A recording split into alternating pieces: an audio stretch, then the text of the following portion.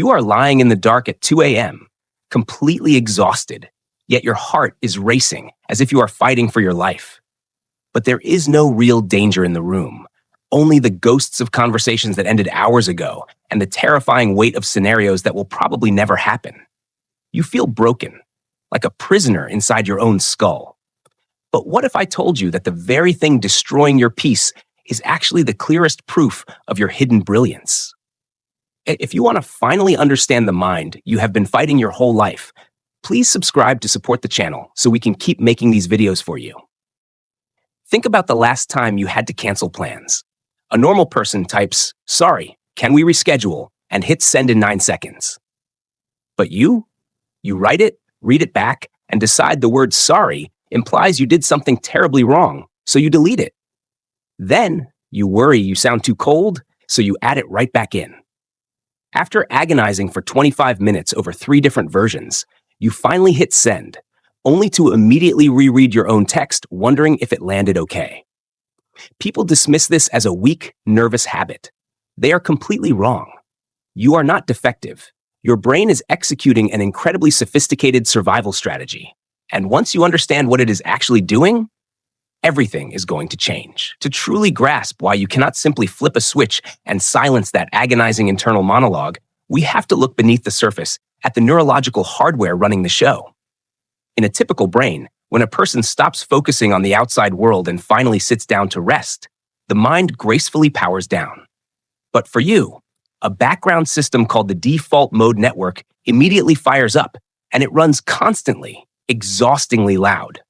This network is deeply intertwined with your prefrontal cortex, the brain's center for complex analysis and planning, which stubbornly stays highly active even during your supposed downtime.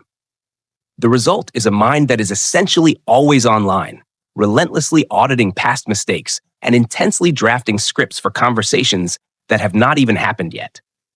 However, there is a profound difference between a healthy, wandering mind and the invisible trap you are currently caught in. Psychologists actually identify 2 distinct types of this mental looping. The first is reflective rumination, which is a beautiful thing. It is your capacity to turn inward, deeply process your emotions, and build the profound self-awareness you possess. But the second type is brooding rumination, a passive, deeply distressing cycle. When you are brooding, you are just rehearsing the same problems over and over in slightly different costumes, spinning in circles without ever moving toward an actual resolution. You are not processing your emotional pain. You are preserving it perfectly, like a tragic insect trapped in amber. So why do you keep doing it if it drains the life out of you? Because your nervous system is playing a trick on you, creating what cognitive psychologists call the illusion of mental progress. When you run through these endless hypothetical scenarios, your brain genuinely feels like it is achieving something. Here is the cruelest biological twist. Your brain releases tiny hits of dopamine during the act of problem solving, even if that problem solving is entirely imagined. You are receiving a subtle chemical reward just for the exhausting activity of thinking, not for actually arriving at an answer. It is a biochemical trap. This is exactly why it feels incredibly patronizing when someone tells you to just stop overthinking. Such advice is neurologically naive. Your brain literally has a chemical incentive to keep running on that loop, desperately convincing you that if you just think long and hard enough, you will eventually unlock the one answer that finally makes you feel safe. But to understand why your brain so desperately clings to this exhausting biochemical trap, we have to look back at exactly where it learned this behavior in the first place. For a massive portion of chronic overthinkers, this relentless mental loop did not just randomly appear in adulthood. It usually began in childhood or adolescence, specifically in environments where the emotional climate felt entirely unpredictable.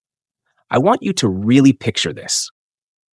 If you grew up in a household where moods shifted without any warning, or where a tiny mistake resulted in a wildly disproportionate reaction, your young, developing brain was forced to learn a highly logical survival strategy. You learned to become an absolute master at reading the room.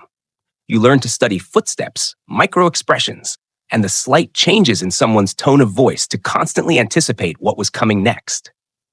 Your nervous system realized very early on that thinking 10 steps ahead was the only reliable way you stayed emotionally safe.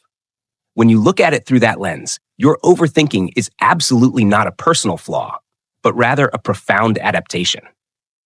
You are walking around with a highly intelligent nervous system that is doing exactly what it was expertly trained to do. The tragic glitch in the system is simply that your brain never received the memo that the immediate danger has passed. You are still applying this brilliant childhood survival strategy to entirely benign adult situations, like interpreting an ambiguous facial expression in a morning meeting or dissecting a casual text message from a friend. Your mind cannot distinguish between those old, genuine threats and a perceived modern social misstep. To your body, the danger feels completely real, and the cortisol flooding your veins feels exactly the same. You are essentially wearing heavy psychological armor to the grocery store, desperately trying to protect yourself from a war that ended years ago. Yet, before you let this exhausting defensive habit convince you that your mind is completely broken, you need to understand the breathtaking superpower hiding right underneath it. You might have already noticed a strange contradiction in your own behavior. You probably have absolutely no problem making lightning-fast decisions about things you classify as meaningless, like what to eat for dinner tonight. It is almost exclusively the things that deeply matter to you, your close relationships, and the choices loaded with emotional consequence, where your brain completely stalls. This reveals something incredibly profound. Your overthinking is never just random noise. It maps almost flawlessly onto your core values, your deepest fears of loss, and the people you love the most.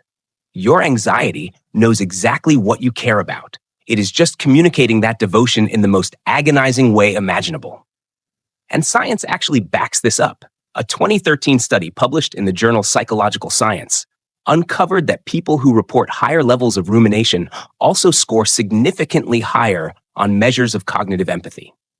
This is the rare ability to deeply understand and anticipate exactly how other people might think or feel.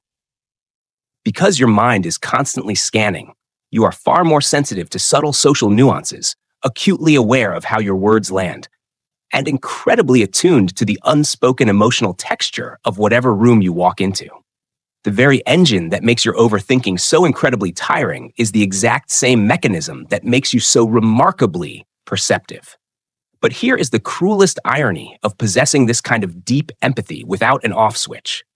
This hyper-awareness of everyone else's feelings usually means you are the absolute last person to give yourself the same level of grace you so freely extend to others. You will easily spend 40 minutes fiercely convincing a heartbroken friend that they are not a burden, and then you will lie awake in the dark trying to convince yourself that you are one. You operate one exceptionally beautiful mind, but you enforce an entirely different, unforgiving set of rules for yourself.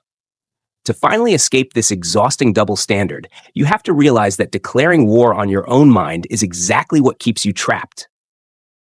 When you desperately force the thoughts to stop, you fall into a psychological suppression trap. The famous white bear experiment proved that trying not to think about something creates a neurological debt. The moment your guard drops, the suppressed thought floods back significantly worse than before. You must accept a quiet, painful truth. The mind simply cannot think its way out of every problem.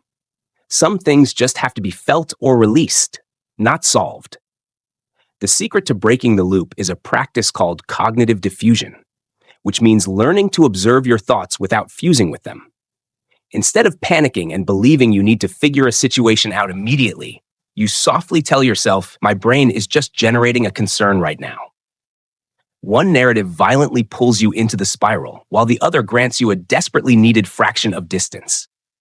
Your overthinking is absolutely not a personality defect.